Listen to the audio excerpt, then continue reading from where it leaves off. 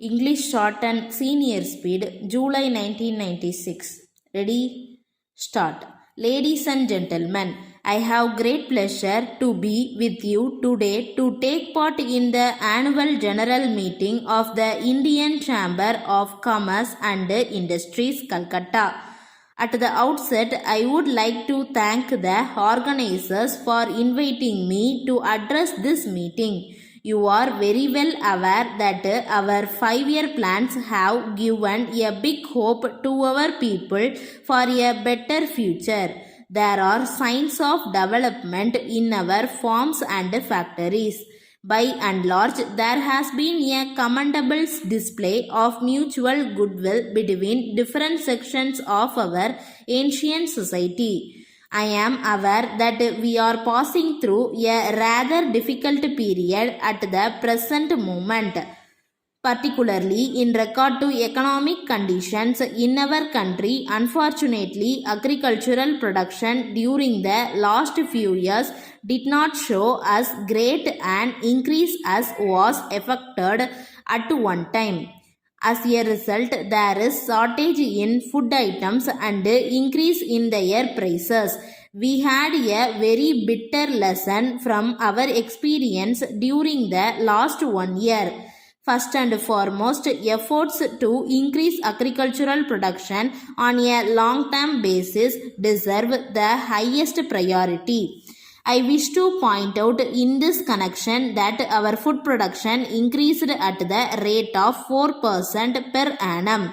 During the last two plan periods, a significant period was that in some parts of the country an increase of more than 5% was achieved, while in some other parts there was only an increase of about 1%. There is no reason why the high rates of growth attained in some parts of the country should not be achieved all over the country. The farmer has to be provided with all facilities such as better seeds, better manures and irrigation facilities.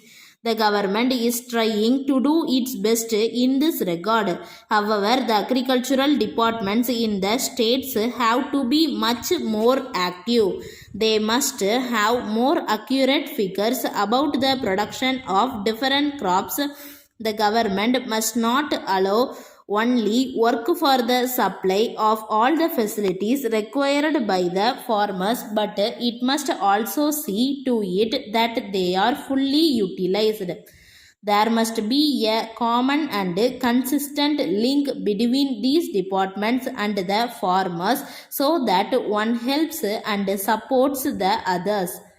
The assent in the next 5-year plan must be on the well-being of the common man. In the course of the next 10 years or so, it will be our aim to ensure a minimum living standard to our people.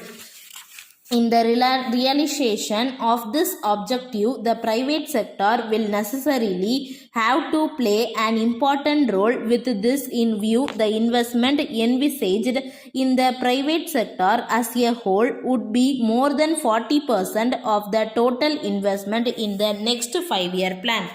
We in India are very well aware that industrialization is also important for the economic development of the country. It is essential because it increases the supply of goods which people need. It also provides employment and livelihood to our growing population in a much faster way. We are also aware that there are many difficulties in the way of setting up new industries. The shortage of foreign exchange is the major problem. I am, however, happy to tell you that many developed countries in the world have come forward to help us in the matter of setting up new industries in India. We are much thankful to these countries. I once again thank you for the opportunity given to me and wish you success in your deliberations. Letter from Messrs. Brown and Company, London, to the Executive Director, National Enterprises Limited, Bombay. Dear Sir, we have great pleasure in acknowledging the receipt of your letter of the 25th instant. We thank you very much for your further order for the supply of the electric motors. We, however, regret to inform you that we are not able to accept your order at the prices mentioned in our last catalog. This is because of the increase in the prices of the raw materials in the recent times. We therefore request you kindly to consider all our previous catalogs as cancelled. We wished to state in this connection that we have informed our customers about the increase in prices by a circular letter dated the 22nd instant. But we find from our registers that your name is not in the list.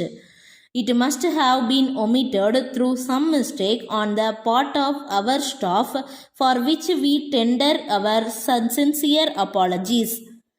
We now enclose a copy of our new catalog from which you will be able to see the correct price of the electric motors which you may require. We can deliver them at the shortest possible notice. We have every hope that this small increase in price of these motors will not in any way affect our business in view of their high reputation in the market. Hoping to hear from you in due course. Yours faithfully. Stop.